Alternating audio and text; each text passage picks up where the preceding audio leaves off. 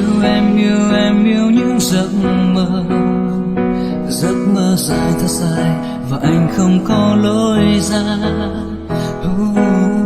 Yêu em yêu chỉ em thôi, yêu em hết thân này, yêu em chẳng tiếc gì.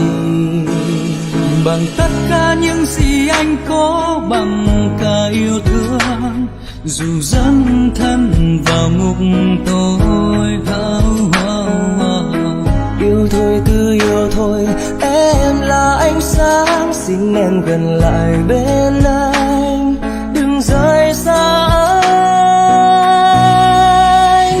Xin đừng bỏ anh ở lại, xin đừng dập tắt đi nỗi nhớ không tên theo anh đến cuối cuộc đời.